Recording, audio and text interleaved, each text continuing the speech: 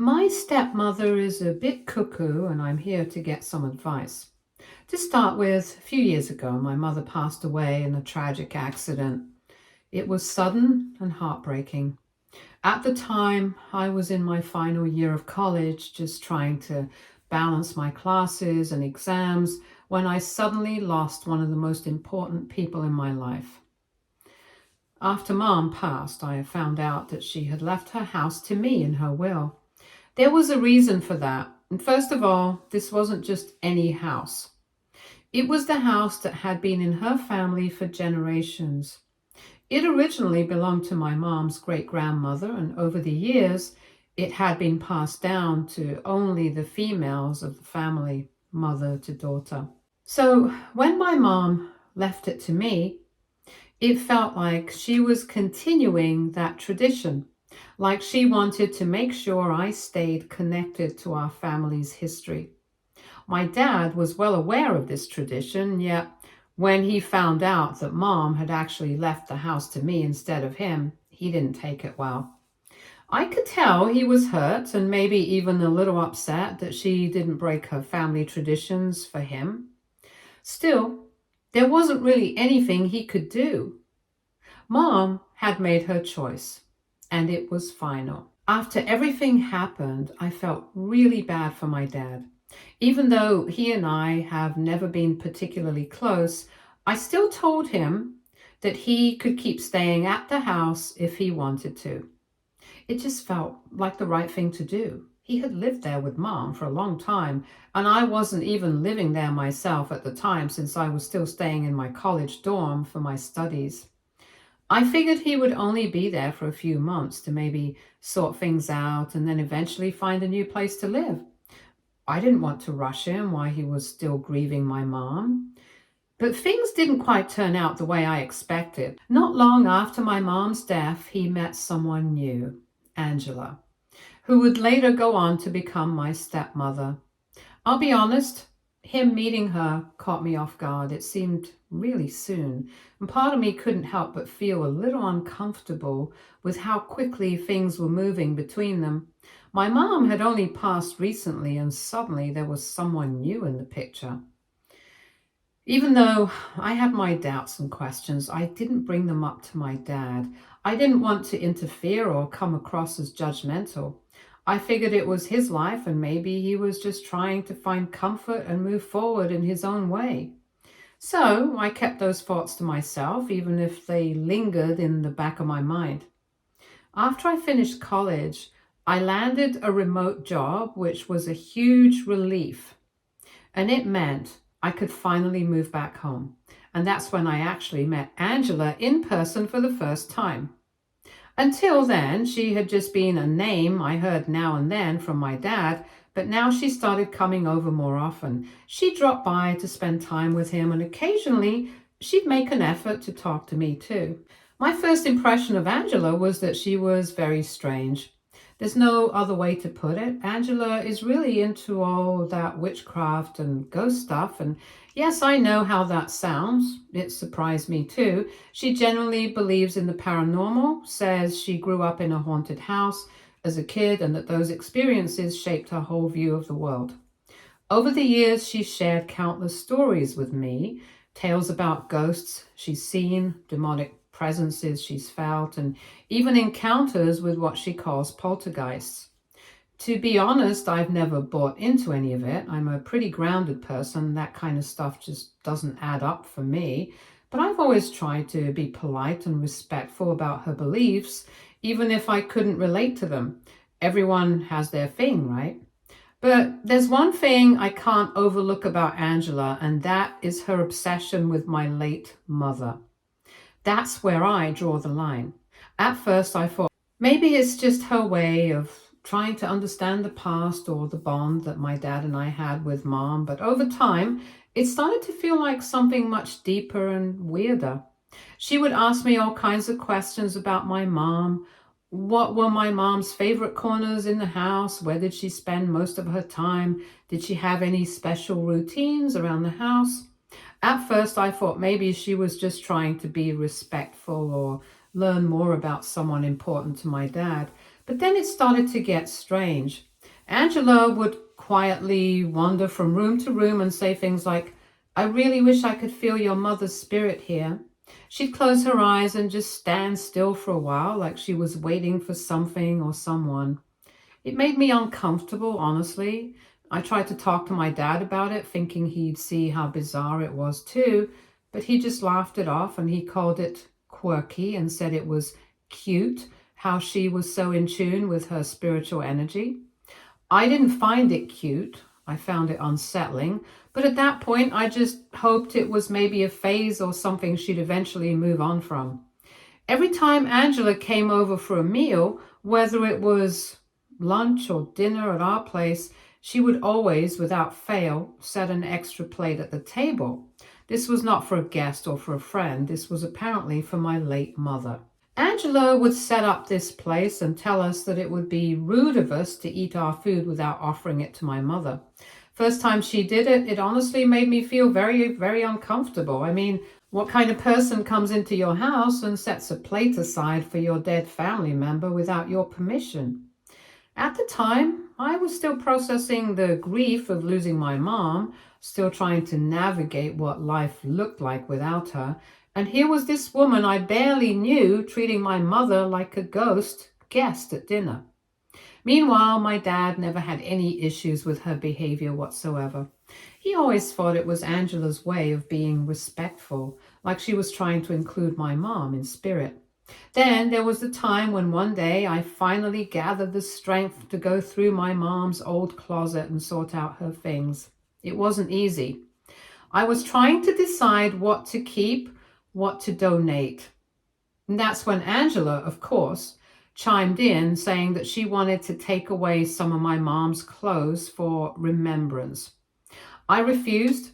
I mean, she never even knew my mom. They never met, never shared a single conversation. So why did she want her clothes? Why did she care so much? Angela insisted that it was all out of love, that everything she did was because she wanted to honor my mother. She said she felt a deep connection to her, even though they had never met, and was just trying to keep my mother's spirit and memory alive.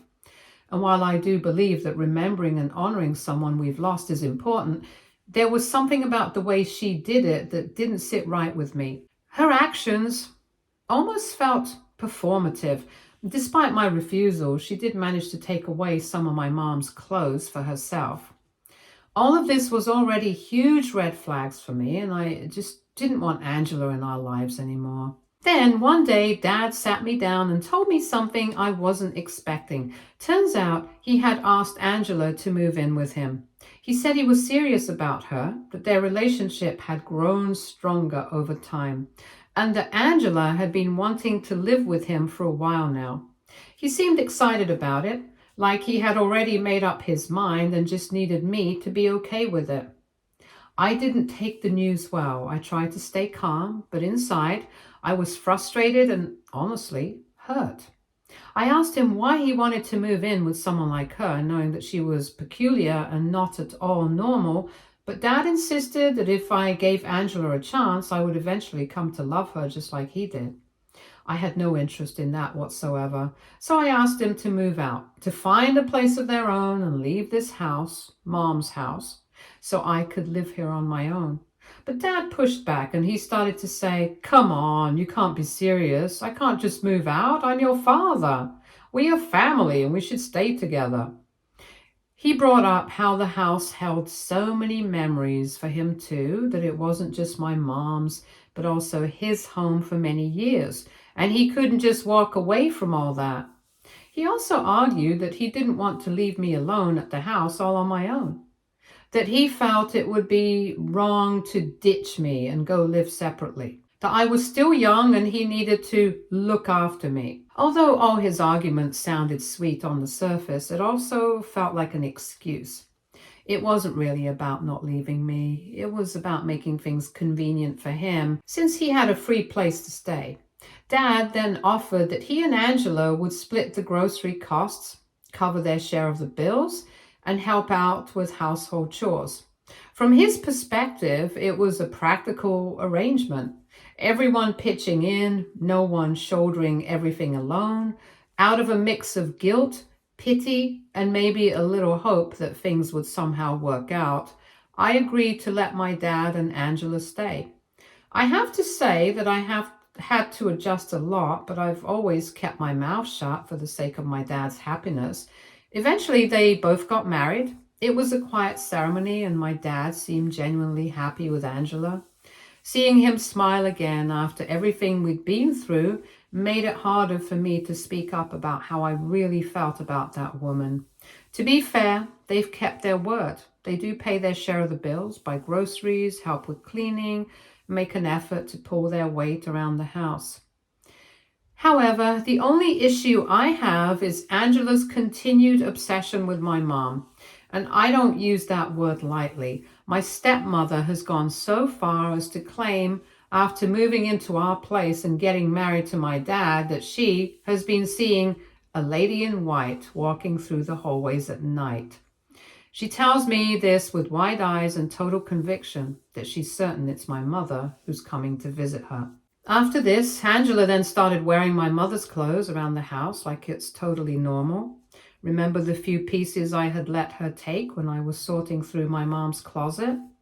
At the time, I thought she just wanted them for remembrance, maybe to keep them tucked away somewhere out of some weird form of respect. But I was wrong. Angela would walk into the kitchen or pass by in the hallway wearing one of my mom's old sweaters or a blouse, and every time I saw her dressed like that, it felt like my mother was back. It would really freak me out. It was like she was slowly turning into my mother, and I hated it. It didn't just stop there. One day, out of nowhere, she asked me to start calling her Mom. I froze. I told her no firmly, without hesitation. That title, that name belongs to one person in my life, and she's gone. Angela isn't her and never will be. But instead of dropping it, Angela started emotionally blackmailing both me and my dad. She said things like, I can feel your mother's spirit through me, and your mother would want this. I just know it. She talked about it with this eerie certainty. According to her, she was the only one who truly knew what my mother wanted now, so I should go along with her wishes. I argued back. I told her how absurd and frankly disrespectful it all was. I said wearing someone's clothes doesn't make you them, and insisting on being called Mom doesn't earn you that role. Over time, her behavior only got worse. Angela didn't just stop at wearing my mom's clothes or asking to be called Mom. She started becoming more and more like her, or at least trying to. She began mimicking the way my mom used to talk after watching some of our old home videos.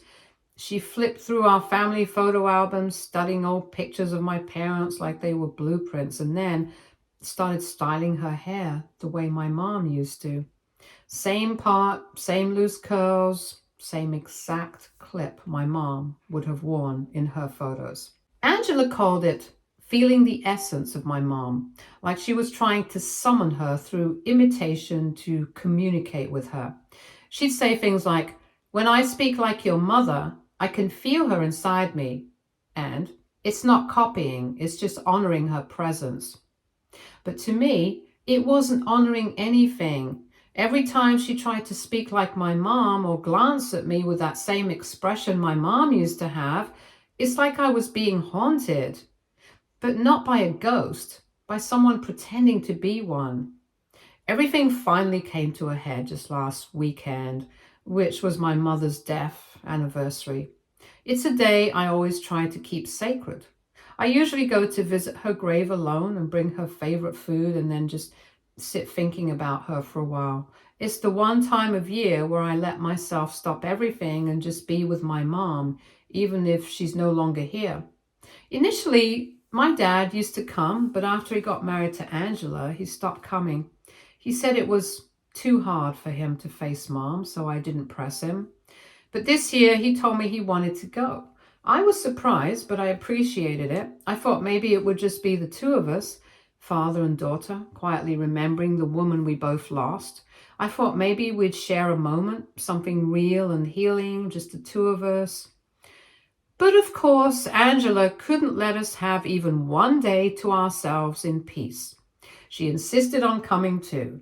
On the day of the visit, my stepmother decided to dress up exactly like my mom used to, down to the last detail, same blouse, same skirt, same necklace, and worst of all, she wore my mom's favorite hat, the one she used to wear on sunny days in the garden, the one I couldn't even bring myself to look at without crying the first year after she passed. I felt sick. I stood there staring at her, and it was like a slap in the face. It was offensive and disturbing and utterly disrespectful. I pulled my dad aside and told him firmly and clearly that this had gone too far, that he needed to talk to his wife, that she was crossing boundaries in a way that made me feel violated in my own grief. But he just shrugged and told me half-heartedly, "She just means well," and acted like it was no big deal that she was dressed like that. I just shook my head in anger at him because once again, my pain was being overlooked. We finally reached my mom's grave. I was already emotionally drained from the whole morning. Angela's outfit, my dad's indifference, all of it. I tried to push it aside, hoping I could still salvage the visit, have even a moment of peace to just be with my mom. But it didn't happen. Instead of quietly paying her respects or even just standing in silence, Angela pulled out this little bag she had brought with her, and from the bag she started taking out candles, crystals, mom's old handkerchief, and then, to my absolute horror, an Ouija board. Right there at my mother's grave. She told us she wanted to try and contact my mom. She said this day, this setting was perfect for it, that the energy was strong and she could feel my mom's presence already near the grave. She talked about feeling her aura, about how she believed this could bring us closer to my mother. I couldn't believe what I was hearing. So I snapped. I asked her straight up, "Is this why you even wanted to come today? Was this whole thing just some weird ritual to you?" I was extremely angry. She was turning my mother's death anniversary into a performance, as if this was one of her spiritual side projects. She didn't even ask us whether we would be comfortable with her summoning my mother, and had just assumed on her own that Dad and I would be okay with it. Angela tried to defend herself, telling me that she thought she was doing a favor to us, as she could see just how much we grieved her every day, and thought that us communicating with Mom would help us get closure. But I wasn't having it. I told her she needed to pack up her things and leave immediately. I said she had no right to visit my mother's grave with her mumbo jumbo. She clearly didn't respect my boundaries, and I wasn't going to let her keep hijacking these moments anymore. Just to be clear, my outburst wasn't just about this one day. It had been happening for a long time, her pushing her beliefs and fantasies onto us. Angela always steamrolled over every feeling I had, and I was tired of her excuses. I stayed quiet for so long out of politeness, out of trying to keep the peace for my dad. But that moment at the grave, that was the final straw for me. My dad tried to de-escalate the situation. He stepped in, not to defend me, not to understand why I was so hurt, but to tell me to calm down and not talk to his wife this way. He admitted that even though he was a little shocked that Angela had brought all the stuff with her, he insisted that kicking his wife out and not letting her be part of our special day was taking things too far. That even though her actions were a bit unusual, she didn't mean any harm to us. He called it a little misunderstanding. He said, "This is just who she is. You know that, so just let it go." Like I was supposed to just swallow my feelings and accept whatever his new wife does. "Angela's family now," he kept saying. What my dad refused to see was that in trying to make space for her, I was the one who kept being pushed aside. My grief, my boundaries, my history with my mother, they were being minimized so Angela could feel included. To him, I was the one making drama out of nothing when it was literally the other way around. His words felt like betrayal, honestly. And this is when something inside me just snapped. I couldn't just keep quiet anymore. All the hurt, the frustration, the years of swallowing my feelings, it all came pouring out. I looked at my dad, really looked at him and said, "Do you even hear yourself right now? You're defending someone who dressed up like your dead wife and tried to summon her like some party trick. This isn't normal, Dad. This isn't respectful. And you're standing there acting like I'm the problem?"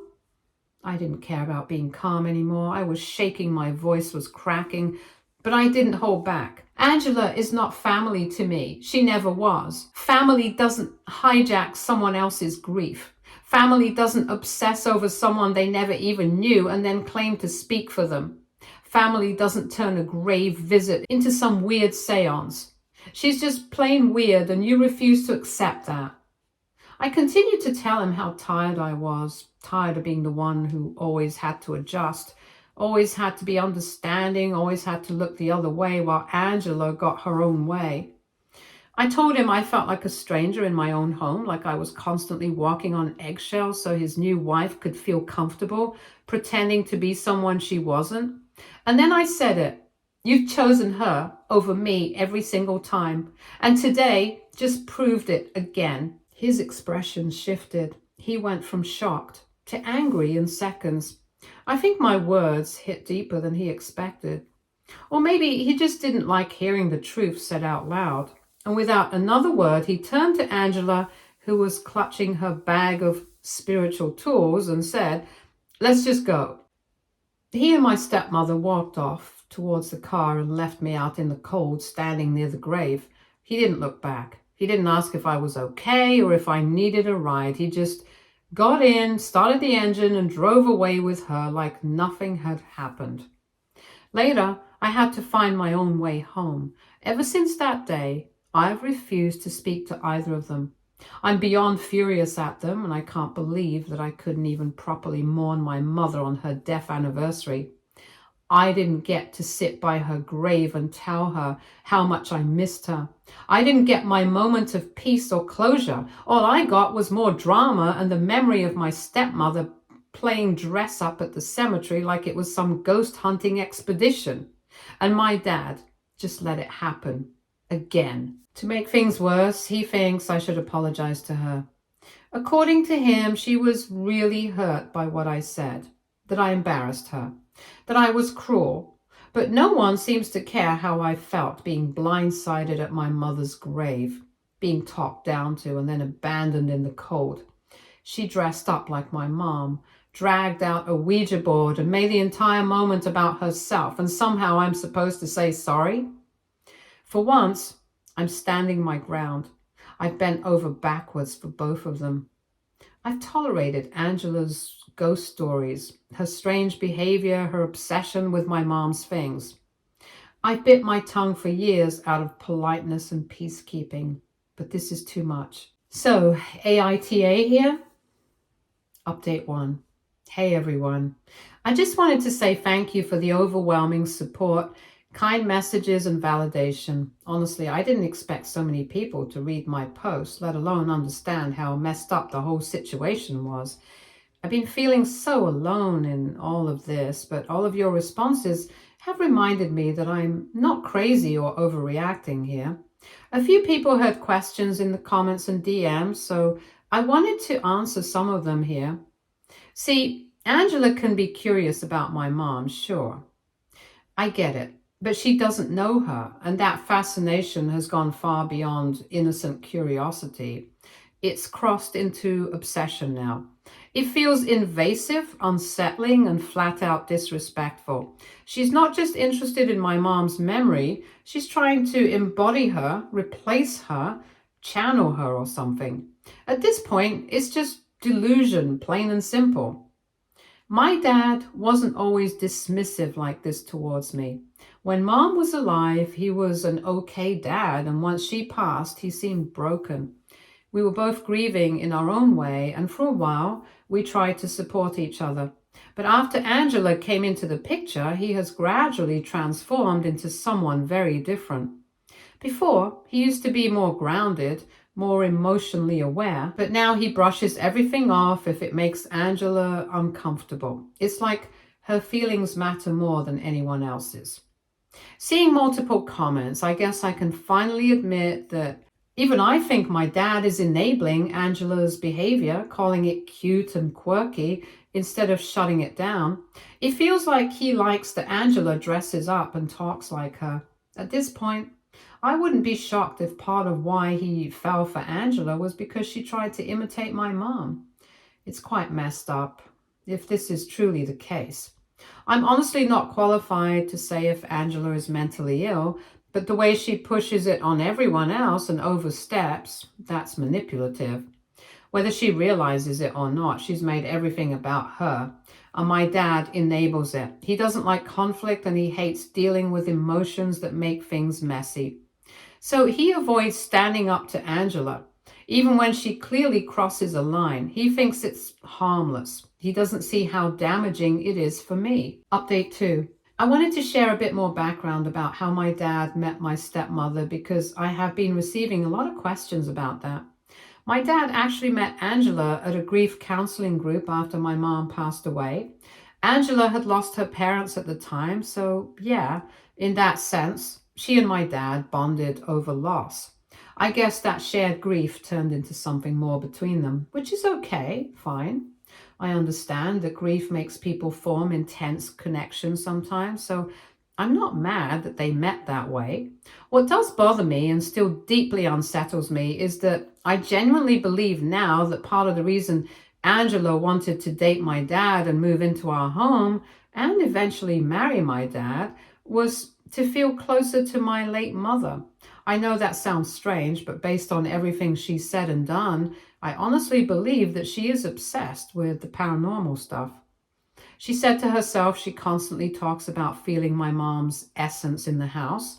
She dresses like her, she studies our old family albums. She even claims she and my mom are kindred spirits. I don't even know how to get over this anymore. It's like she's built this entire fantasy around someone she didn't know. And now she's trying to wedge herself into our family as if she's been here all along.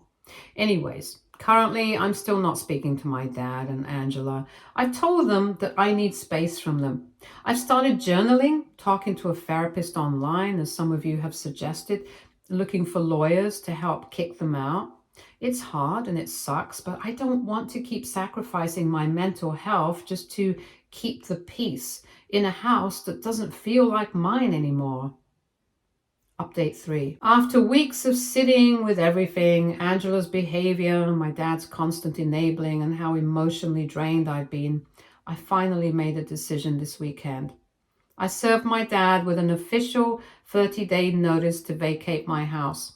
The house that legally belongs to me, the house that was passed down from my mother and her mother before her. My dad is now absolutely livid. He says I'm being cruel and inconsiderate, and that Angela has done nothing but try to be the mother I deserve. That line actually made me laugh out loud. The mom I deserve? No, I had that. She died 3 years ago. Dressing like her, speaking like her, claiming she feels her aura in the curtains, none of that is mothering. Angela, for her part, has continued to act crazy. She claimed I'm being heartless and dishonoring my mother's legacy. Then she dramatically added that this house is now spiritually bound to her and that evicting her would bring bad energy. I just laughed at her, straight to her face. She then said, and I quote, "If I do go through with this eviction, then she's going to curse me." Yes, curse me, like some straight up movie witch. I didn't even flinch. I just told her to keep her Hogwarts spells to herself and stop living in whatever fairy tale she's narrating in her head. I mean, come on, I've put up with a lot, but at this point, she's just being ridiculous. I honestly don't know if my dad and I will ever be able to come back from this. He seems almost trauma bonded with Angela and refuses to see things my way. I can't keep compromising my sanity for his comfort. I love him, I do. But he made his choice, and I'm making mine. I don't know how the next few weeks will go. It might get messier, but for the first time in a long time, I feel like I've taken real control of my life. Stay tuned for more stories from our girl relationships.